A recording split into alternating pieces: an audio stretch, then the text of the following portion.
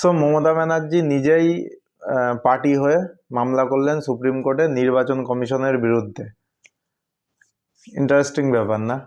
So 28শে January diary number 5710/2026 Mamata Banerjee petitioner আর respondents election commission of India second chief electoral officer West Bengal.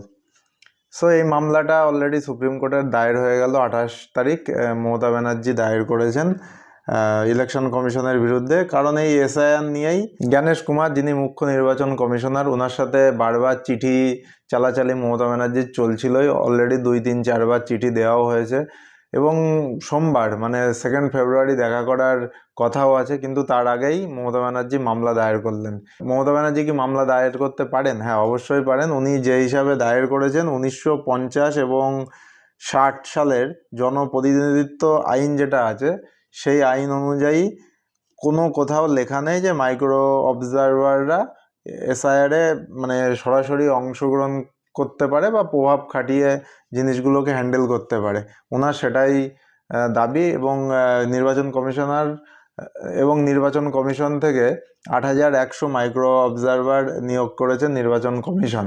So জনপ্রতিনিধিত্ব আইন অনুযায়ী voter তালিকার রক্ষণাবেক্ষণ, দাবি, আপত্তি শুনানি, নথি যাচাই, অন্তর্ভুক্তি বর্জনের সিদ্ধান্ত নেওয়ার ক্ষমতা একমাত্র ইআরও ও এইআরওদের হাতেই ন্যস্ত। সেখানে মাইক্রো অবজারভারদের সক্রিয় হস্তক্ষেপ আইনসঙ্গত নয় বলেই দাবি মুখ্যমন্ত্রীর।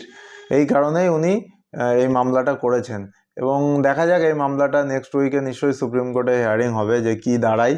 সো এসআইআর নিয়ে বাকবিতণ্ডার একটা নতুন পর্যায়ে গেল, যেখানে রাজ্যের মুখ্যমন্ত্রী নির্বাচন কমিশনের বিরুদ্ধে মামলা করলেন।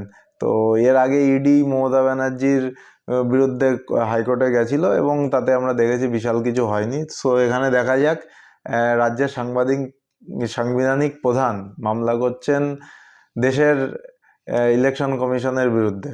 সো ব্যাপারটা ইন্টারেস্টিং। সুপ্রিম কোর্ট কি রায় দেয় সেই দিকে অবশ্যই তাকিয়ে থাকবো। সো এই ভিডিওতে এই পর্যন্তই বন্ধুরা। তোমাদের কি মতামত অবশ্যই কমেন্ট সেকশনে কমেন্ট করো যে এই মামলা কি যুক্তিসঙ্গত।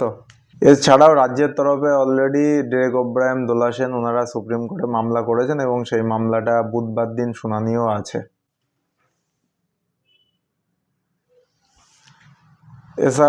এছাড়াও এসআইআর নিয়ে রাজ্যের তরফ থেকে দোলা সেন, ডেরেক ওব্রায়েনরা সুপ্রিম কোর্টে মামলা করেছেন এবং সেই মামলাটা বুধবার দিন শুনানি আছে। দেখা যাক তার ফলাফল কি আসে।